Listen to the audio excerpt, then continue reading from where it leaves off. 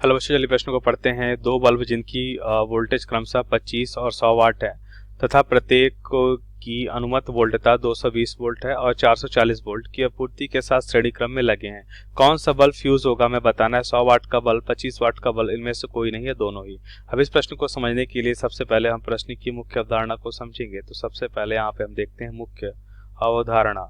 हम मुख्य अवधारणा में सबसे पहले हम क्या देखेंगे कि परिपथ का श्रेणी क्रम संयोजन क्या होता है। परिपथ का श्रेणी क्रम संयोजन, तो श्रेणी क्रम संयोजन को सबसे पहले हम देखेंगे। तो सबसे पहले हम देखते हैं कि अगर ये प्रतिरोध R1 है, ये प्रतिरोध R2 है, इस तरह से अगर हम परिपथ को लगाते हैं, परिपथ में प्रतिरोधों को लगाते हैं, तो ये संयोजन जो होता है तो ये श्रेणी क्रम संयोजन कहलाता है। श्रेणी क्रम संयोजन में जो तुल्य प्रतिरोध का सूत्र होता है वो क्या होता है, सभी आपस में जुड़ जाते हैं। सभी प्रतिरोध क्या होते हैं, श्रेणी क्रम में जुड़ जाते हैं।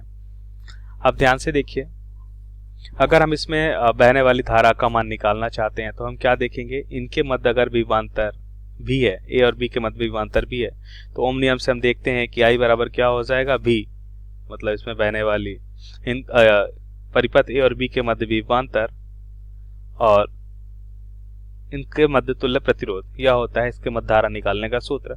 अब देखते हैं परिपथ में जो शक्ति होता है, शक्ति का सूत्र क्या होता है। शक्ति जिसे हम P से लिखते हैं, तो P बराबर क्या होता है, V इंटू आई, मतलब परिपथ के मध्य विभवांतर उसमें बहने वाली धारा का गुणनफल के बराबर होता है, या इसे हम लिख सकते हैं V स्क्वायर बटा R, हम यहाँ पे लिख सकते हैं। अब प्रश्नानुसार उत्तर को समझ लेते हैं। तो उत्तर में ध्यान से देखिए, हमें क्या दे रखा है, हमें दे रखा है पहली स्थिति में कि वोल्टेज 25 वाट और 100 वाट है। ठीक है, तो पहला वोल्टेज हम देखते हैं, मतलब शक्ति हमें दे रखा है 25 वाट और दूसरा हमें शक्ति दे रखा है कितना, 100 वाट दे रखा है।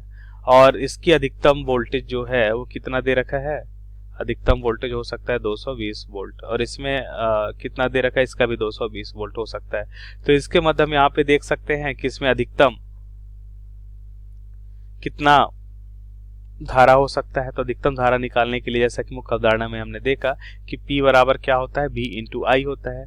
अब यहाँ पे हमें पता है कि परिपथ में अधिकतम हमें V मालूम है, तो हम कह सकते हैं परिपथ की अधिकतम शक्ति भी हमें मालूम है, तो धारा भी हमें क्या मिलेगी, अधिकतम मिलेगी, और जो होगा P बटा V हो जाएगा। तो मान को रखते हैं यहाँ पे, तो P हो जाएगा 220 बटा कितना हो जाएगा, अब P है 25 है, 25 बटा 220, ये मान हो जाएगा 0.113 एम्पियर की धारा होगी। इसी प्रकार I मैक्स 2 देखते हैं तो यह हो जाएगा, इसी प्रकार ये P1 है, ये P2 बटा V होगा। तो P2 कितना है, 100 बटा 220, तो इसका मान कितना हो जाएगा, 100 बटा 220 मतलब 0.45 एम्पियर होगा।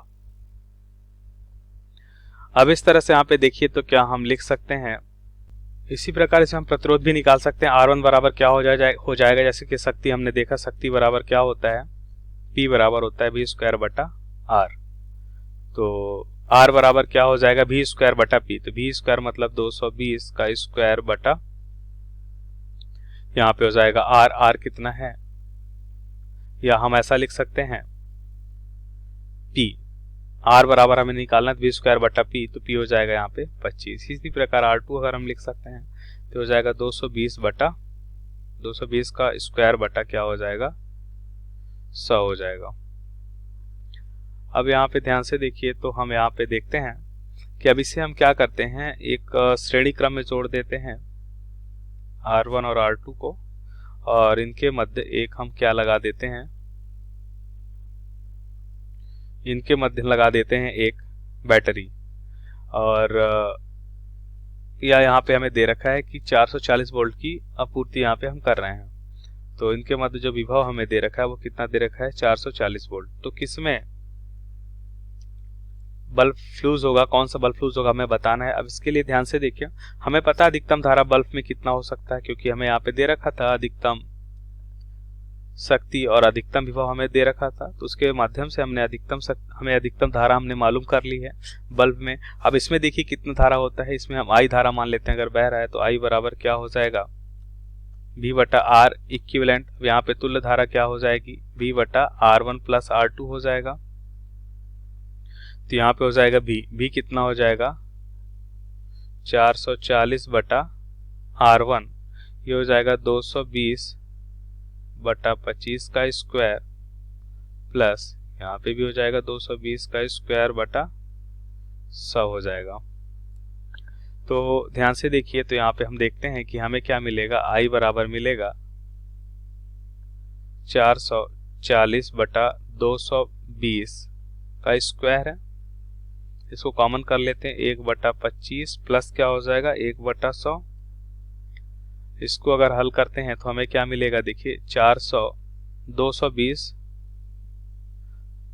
से अगर हम भाग देते हैं तो यहाँ पे बचेगा 2 बटा 220 गुणा क्या हो जाएगा, देखिए इसका एलसीएम लेते हैं तो कितना हो जाएगा, ये एलसीएम हो जाएगा 100, 25 चौको 100, और यहाँ पे हो जाएगा 100 एकम 100। तो इस तरह से इसे अगर हम हल करें तो हमें मान क्या मिलेगा, 2 बटा 220 गुणा 100 ऊपर की ओर लिख सकते हैं, और ये हो जाएगा 5 से 20 में जाएगा, डिवाइड हो जाएगा, और यहाँ पे ये कैंसिल हो जाएगा, ये हो जाएगा 2 11। तो हमें क्या मिल रहा है, 2 बटा 11। 2 बटा 11 का मान कितना होता है, 0.18 होता है, 0.18 एम्पेयर की धारा होगी। अब ध्यान से देखिए, अब इन दोनों बल्ब में जो धारा होगी 0.18 एम्पेयर की होगी। तो परिपथ में प्रवाहित होने वाली धारा हमने मालूम कर ली। अब परिपथ में अधिकतम धारा देखते हैं अगर पहले वाले के लिए।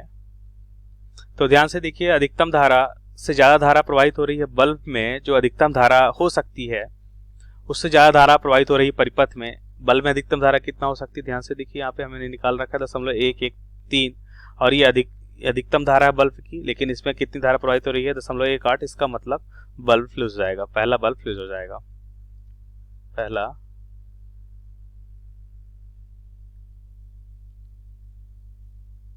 बल्ब क्या हो जाएगा, फ्यूज हो जाएगा, पहला बल्ब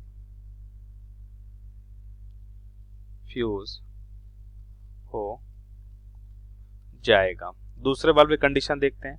तो इसमें जो अधिकतम धारा है उससे हम देखते हैं कि परिपथ में प्रवाहित होने वाली धारा से कम है।